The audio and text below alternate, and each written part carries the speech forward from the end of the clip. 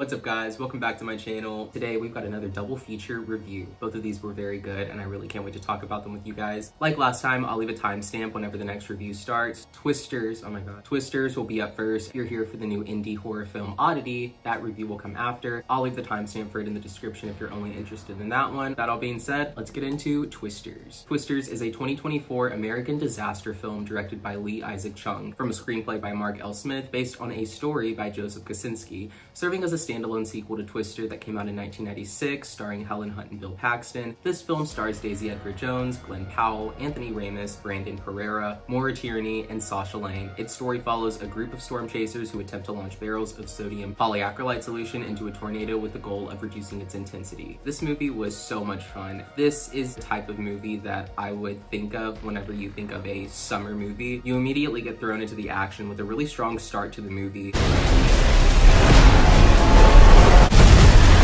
It gives you just a little bit of a taste of what you're in for, while also giving you at least a little bit of action, because 20 or 30 minutes of the movie is a lot of exposition and character building. Speaking of characters, this movie had a lot of them, but they were all really balanced. Daisy Edgar Jones, obviously as the main lead. What the fuck was her name? Kate, the meteorologist and former storm chaser. Then you have Glenn Powell, who I remember from the days of Scream Queens. Stop fake crying. When you fake cry, you are so not hot. So glad that he's finally getting some more recognition now. Following that, you have Anthony Ramos, who plays Javi, Kate's former storm chaser colleague. Brandon Pereira plays Boone, a videographer and a member of Tyler's crew. Harry Hayden Patton as Ben, a London journalist profiling Tyler. We even have Kiernan Shipka in a pretty limited role, but still memorable, as Addie, who was also a member of Kate's former storm chasing team. You have all these characters, Kate's team and Tyler's team, simultaneously chasing the tornado. All very charismatic and memorable characters. And you could really tell that everybody involved was having a good time. Clean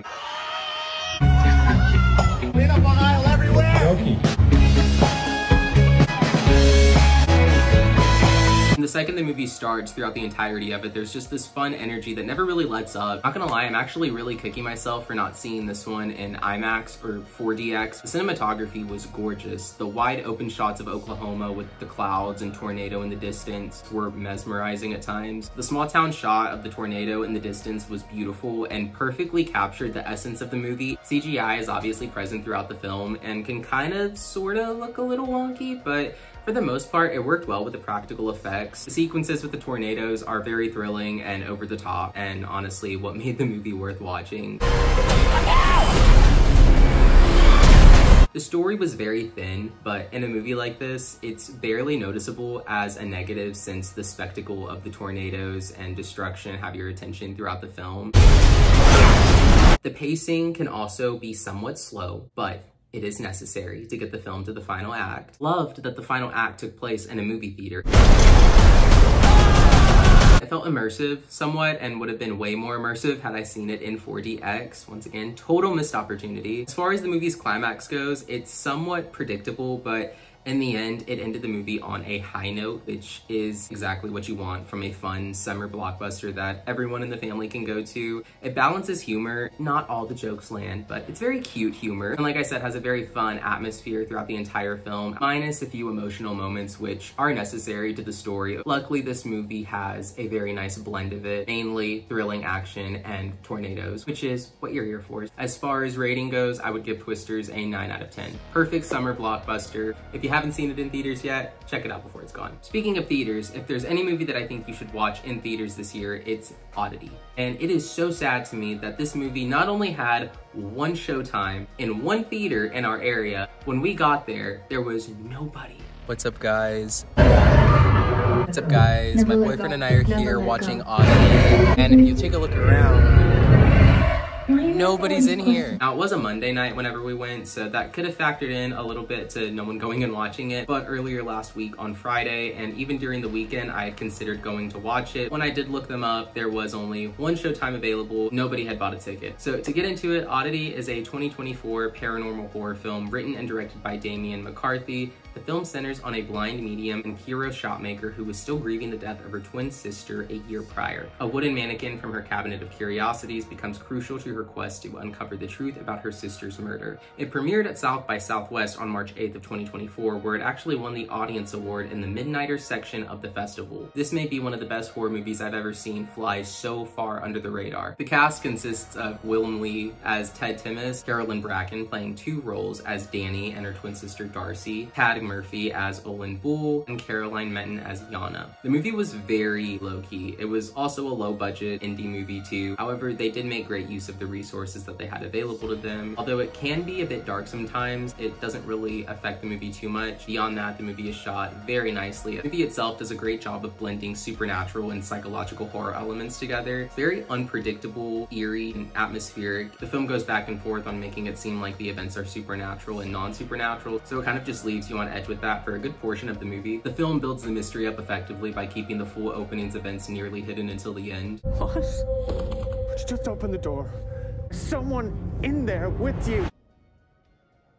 The movie had all around very strong performances, surprisingly pretty smart characters. At least one of them really surprised me. I kind of just wrote off this one character, but it actually surprised me. The movie drips with eerie and chilly atmosphere. The cooler colors that they use, very cloudy and gloomy weather, all of these little factors just complement the eerie atmosphere very nicely. The actress who plays Darcy and Danny was phenomenal. These characters do not feel at all the same. She brings really different energy to each of them. Very good performance. Love how the doll from the poster is used in the film compared to how I thought it was going to be used, and it just kept surprising me as it went on, which is why I think it's very unfortunate that this only had one showing and nearly no one went. This was a great small movie, low-key story with great story beats and mystery, strong performances, and a masterful blend of supernatural and psychological horror. While I did really enjoy the movie and think it's very effective, one thing that could have been a little bit more effective was the ending. It could have had just a little bit more, a little anticlimactic, especially since the movie does a lot of building up to it, but in the end, the way that the movie played out and the way that everything tied together, while the ending wasn't as intense as the creepy, eerie atmosphere and psychological horror that builds up throughout the movie, in the end, I would say that the movie wrapped up the best way that it could. As far as my rating goes, I would give this movie an 8 out of 10. Solid performances, great horror elements, a very effective slow burn. Luckily, if you unfortunately can't see it in theaters, it should be streaming on Shudder pretty soon. All right, guys, that wraps up our second double feature review on this channel. Even if you only stuck around for one movie, that's totally okay. As always, if you're new here, hit the subscribe button. If you're not new here and you still haven't hit the subscribe button, hit the fucking subscribe button. And if you just want to go that extra mile, hit the notifications bell so you know whenever I post new videos. As always, thank you guys so much for the support. Don't forget to like and share, and I'll see you in the next one.